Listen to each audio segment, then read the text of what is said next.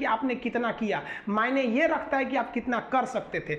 जब लंका में पुल बनाया जा रहा था पत्थरों को जोड़ जोड़कर सीता माँ को लाने के लिए, तो बंदरों के साथ साथ गिलहरियाँ भी वहाँ पत्थर भर रही थी, तो इन सब से कितना पत्थर ही उठेगा। एक बंदर आया तो उठा के फेंक दिया गिलहरी को कि भाग यहाँ से, तो इतनी पत्थर बीच में ला रही है। तो मर्यादा पुरुषोत्तम राम के पास वो जाके गिलहरी गिरी, तो गिलहरी को वो प्यार से सहलाए थे ना, तो ऐसा कहा जाता है कि इस पे जो निशान है गिलहरी के पीठ पे वो राम जी का है। राम जी ने उस बंदर को बुलाया और कहा कि देखो तुम इतना विशाल पत्थर उठा रहे हो तो तुम्हारा शरीर भी विशाल है, ये गिलहरी इतना बड़ा पत्थर उठा रही है जितना इसकी क्षमता है।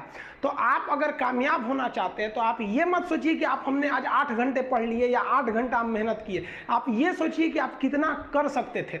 और देखिए जो सपने देखते हैं उनके लिए तो पूरी रात छोटी पड़ जाती है, और सपने पूरे करने वाले के लिए पूरा दिन छोटा पड़ जाता है। अगर आपके अंदर जिम्मेदारी है ना, तो आप यकीन मानिए आप चैन से सो नहीं पाएंगे। जिम्मेदारी ऐसी चीज होती है जो रातों की नींद छीन लेती है। रात में जगने वाला हर लड़का आशिक नहीं होता। आप सबकी ज़िंदगी में कुछ कठिनाइयाँ आएंगी, ठोकरें लगेंगे, लेकिन ठोकर खा के संभलना भी जरूरी है। ठोकरें खाकर भी ना संभला तो ये मुसाफिर का नसीब, राह के पत्थर तो अपना फर्ज अदा कर चुके हैं। और कभी भी मुश्किलों से घबराइएगा नहीं। कोको कोला कंपनी जब स्थापना हुई थी तो 1 साल में केवल इसके 25 बोतल बिके थे।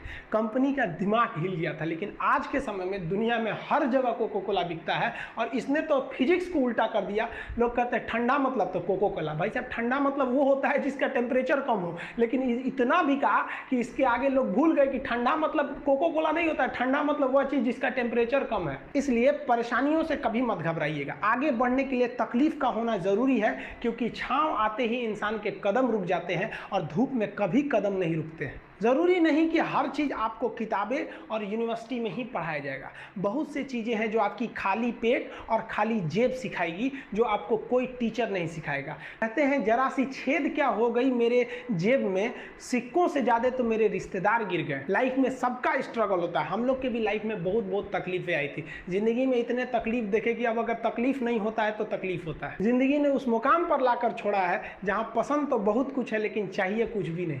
लोग कहते हैं कि खाली हाथ आए थे खाली हाथ जाओगे, गलत बोलते हैं।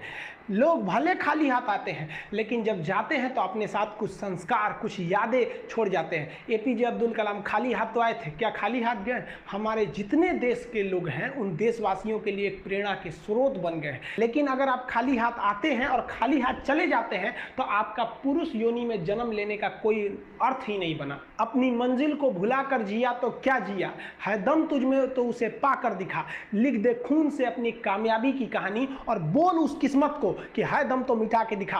इसलिए कभी किस्मत को मत कोसिएगा, अपने हौसले से अपनी कहानी लिखिएगा। पसीने की स्याही से जो लिखते हैं अपने हौसले के इरादे, उनके मुकद्दर के पन्ने कभी कोरे नहीं होते। पैसा और समय में तालमेल बिठाना बहुत जरूरी होता है। पैसा कहता है कि तू कुछ करेगा तो हम आएंगे, जबकि लोग गलती करते हैं। लोग कहते हैं कि पैसा आएगा तब हम कुछ करेंगे, ऐसा नहीं है।